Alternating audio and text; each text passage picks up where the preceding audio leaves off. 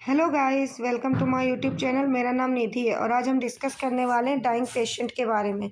इसके अंदर हम कंप्लीट स्टडी करेंगे कि डाइंग पेशेंट क्या होता है। तो आइए वीडियो को शुरू करते हैं। सबसे पहले हम देखेंगे डाइंग पेशेंट की डेफिनेशन।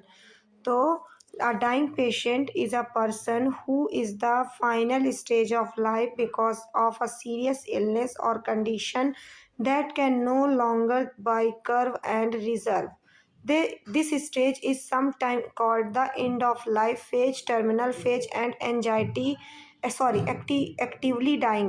यानी डाइंग पेशेंट वह व्यक्ति होते हैं जो लाइफ के फाइनल स्टेज में होते हैं, जहां रिकवरी की उम्मीद बहुत कम होती है या बिल्कुल नहीं होती। ऐसी स्थिति में पेशेंट के फिजिकल, इमोशनल, सोशल और स्पिरिचुअल नीड को समझकर केयर देना चाहिए। सबसे इम्पोर्टेंट होता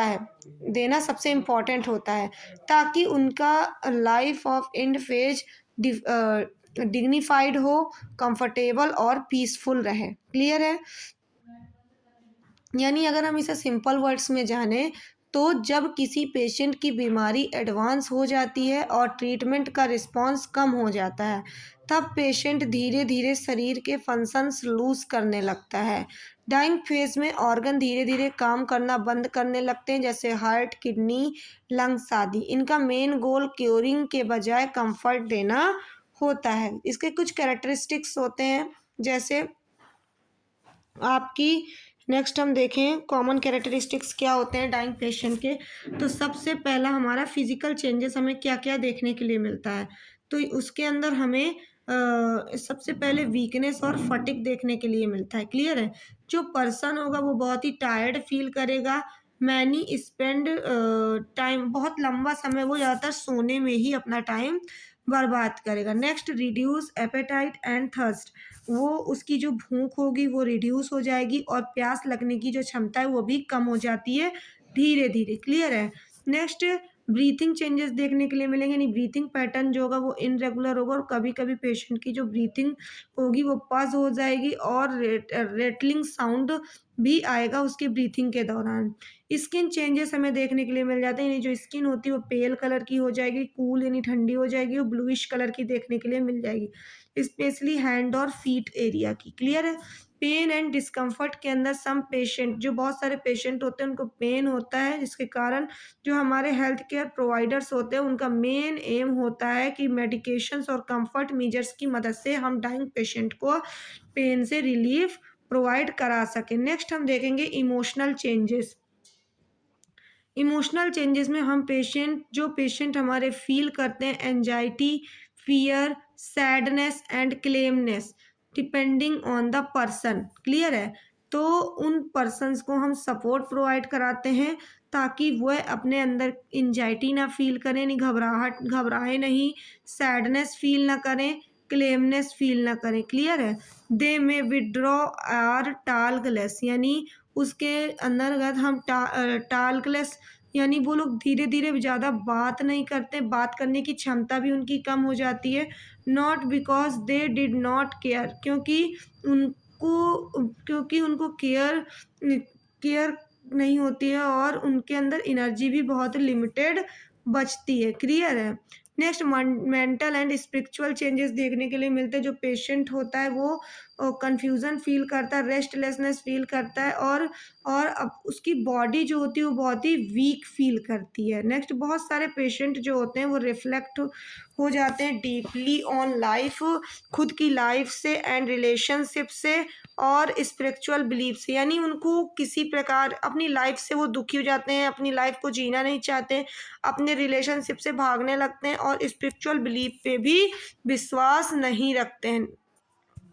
नेक्स्ट, क्या गोल होते हैं हमारे लिए केयर, मतलब गोल ऑफ केयर क्या होते हैं डाइंग पेशेंट के। तो बहुत सारे मेन गोल्स होते हैं। कंफर्ट के लिए हम उनके काम करते हैं जिन्हें हम पैलिएटिव केयर बोलते हैं। इसमें हम कंफर्ट प्रोवाइड करते हैं हम डाइंग पेशेंट को। तो सबसे पहले हम उनके पेन को रिलीफ करते हैं। नेक्स्ट, मैनेज करते हैं उनके साइन एंड सिम्टम्स को, जैसे उनको दिक्कत होती है शॉर्टनेस ऑफ ब्रीथ की, नौजिया फील होता है, वॉमिटिंग आती है या फिर एनजाइटी कॉज कर रही है, तो हम इन सब चीज़ों के मैनेजमेंट बनाएंगे। Keep keeping the patient clean, हम पेशेंट को हमेशा साफ सुथरा रखेंगे, वार्म यानी गर्म रखेंगे, एंड कंफर्टेबल रखेंगे। क्लियर है।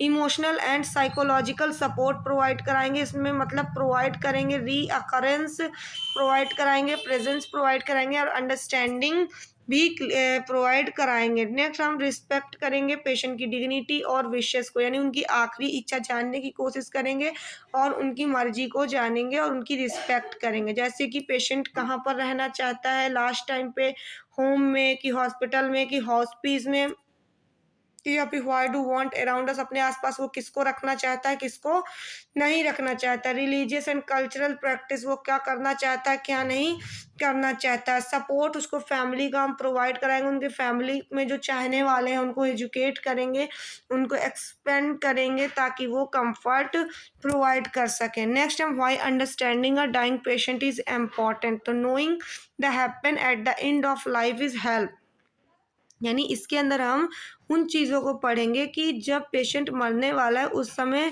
हम जो केयर प्रोवाइड कर रहे हैं डाइंग पेशेंट को, वो क्यों इम्पॉर्टेंट है। तो सबसे पहले उनके डर को कम करने के लिए, उनकी फैमिलीज़ को प्रिपेयर करने के लिए, या ensure the patient receive compassionate and respectful and appropriate care हम प्रोवाइड कर सकें। ये सारी चीज़ों को हम ध्यान में रखते हुए हम डाइंग पेशेंट को केयर प्रोवाइड करते हैं।